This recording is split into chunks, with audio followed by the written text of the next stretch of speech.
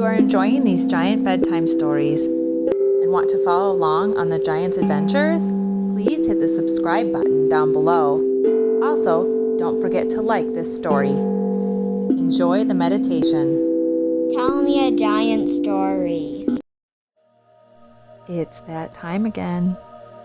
Time to get comfortable in your bed. Snuggle with your blanket. Rest your head on your pillow. Get ready for the story. It had been a while since the 4 giant children had built a pillow fort and entered the door into a mysterious world. Luna, the oldest of the giant children, began gathering materials needed to build a great pillow fort. She grabbed pillows and blankets and chairs for support. Bo, Apple Peach Banana, and Ernie helped put the pillow fort together. When it was just right, Apple Peach Banana asked, "Where do you think we're going to go today?" Bo said, "I hope we visit dinosaurs." Luna said, "I hope we go to Kitty Land where there's kitties everywhere." Apple Peach Banana volunteered to go in first. She entered the pillow fort, walked to the back, and found the door. She turned around to see Luna, Bo, and Ernie behind her. She turned the knob and opened the door, where she found herself high up in the air, standing on a high dive. Luna, Bo, and Ernie were eager to see what land they were in. They began to push Apple Peach Banana through the door, farther and farther out on the high dive. She was so nervous, looking down below her. Luna, Bo, and Ernie realized they were also high up in the sky, standing over a pool of pink and purple liquid. When the youngest giant, Ernie, got a little itch in his armpit, he reached up to give it a scratch. His elbow bumped right into Apple Peach Banana's back.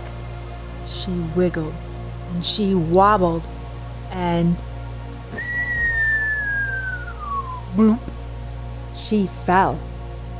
She didn't land with a splash like you would expect. She landed with a little bit of a bounce and then floated on the top. She tried to get up, but it was so slippery, she couldn't get up. "What is this stuff?" she yelled up to her siblings. "Guys, come down here. It's not that bad. It's a little cold, but it's a nice soft landing." Oh, Ernie and Luna all held on to each other's hands. Without looking down, 3, 2, 1. Bloop, bloop, bloop. They landed right in the sticky, bouncy substance. "What do you think this is?" Apple Peach Banana asked. Bo said, I smell strawberries and raspberries. Does anybody else smell that?" Luna licked her lips and said, "I taste strawberry and raspberry." Ernie recognized exactly what it was. "It's Jello! I remember we ate Jello before." The 4 giants were not shy. They began to eat the Jello they were swimming in. And Luna realized if they ate all the Jello, they would be in an empty pool. "Hey guys, we need to stop eating the Jello. It's really yummy, but if we eat it all, then we'll be on the bottom of the pool and no way to get out." They immediately stopped eating Jello. "Let's go explore this land," Bo said. Ernie was eager to explore with his brother. But Apple Peach Banana and Luna had spotted some inner tubes and wanted to keep swimming in the Jello pool. So while the two sisters got their inner tubes and continued swimming in the Jello pool, the brothers went out exploring. They found a valley nestled between two steep mountains of Jello. One was green and the other was blue. Bo licked the green one. It's lime. While Ernie licked the blue one. It's blueberry. Race you to the top, Ernie said, as he was trying to grab hold of the blue Jello. His hands just kept grabbing bits out of it, and he just kept eating it.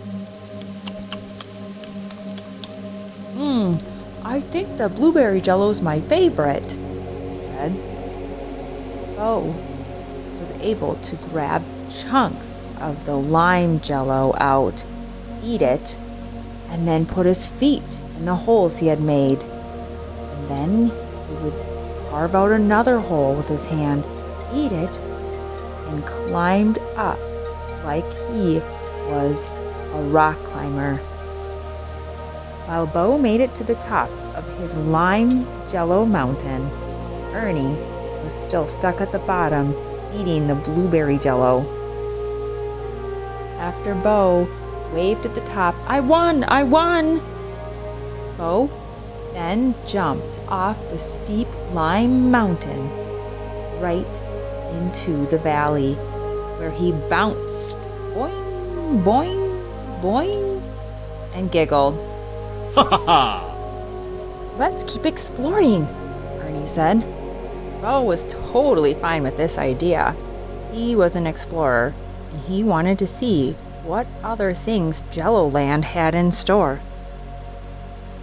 Let's take that path, Bo said. They found a path and they started walking. The path led them to some trees. The trees were also made of Jello. They were different colors. There were green trees like normal, but they were see-through. Bo took a bite of one, and it tasted like apples. Ernie took a bite of a purplish one, and it tasted like plums. They both found an orange tree, and they took a bite, and it tasted like peaches. Peaches were their favorite, so they munched on that peach tree until they set off on their path again. They started hearing what sounded like water running, like a babbling brook. And the path led them right to a bridge, also made of Jello. The bridge went over a multicolored rainbow stream of water running. What is this river made of? I wondered. He got down on his knees and sniffed. It smells like fruit salad. I smell bananas and peaches and oranges and apples and strawberries. I smell everything you can put in a fruit salad. Ernie bent down and stuck his tongue right in the river. It's Jello. It's just liquid Jello. Oh, said, this must be where all the Jello in this land comes from. It must be made in the river, and then it gets hardened as it gets cooled.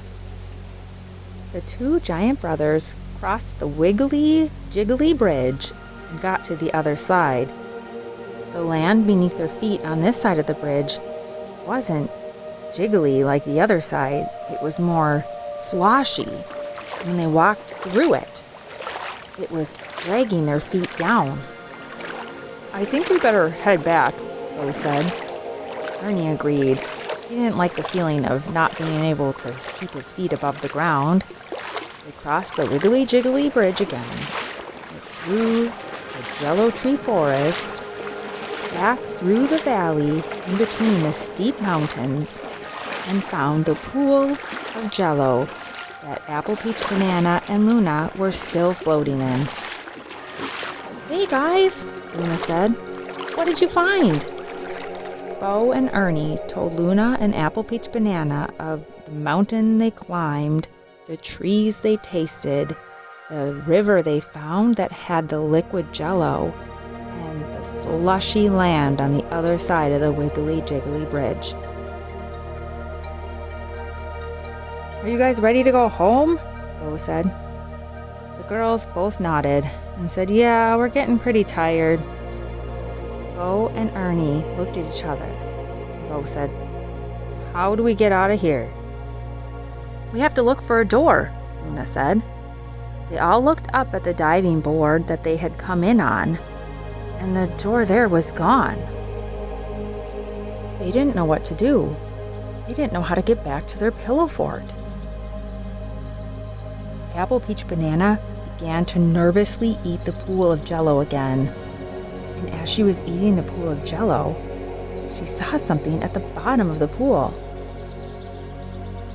"Hey, is that a door at the bottom of the pool?" she asked.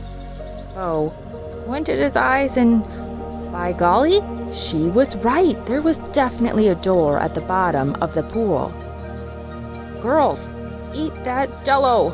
Ernie and I are way too full of Jello. We can't eat any more." Luna and Apple, Peach, Banana were totally fine with taking on the responsibility of eating the Jello pool. They loved those flavors and couldn't wait to get home with a belly full of Jello. They ate and they ate until their bellies were so full of Jello and they were actually getting a little sick of eating Jello. But they made it. They made it to the bottom of the pool where there was a door. Bo sat on his bum and slid down the remaining Jello in the pool right to the door. Ernie thought it looked like fun. He also jumped and slid down on his bum right to the door. Luna opened up the door. It was a squeaky door because of all the sticky Jello it had been under. She was the first one to jump down through and landed in the soft pillows of the pillow fort. Bo was next, then Ernie, then Apple, Peach, Banana, full of Jello and happy and sleepy. They fell asleep right there in the pillow fort. It was so comfortable and warm. When they woke up, their clothes were sticky. They must have got the Jello all over themselves. They had to do some laundry.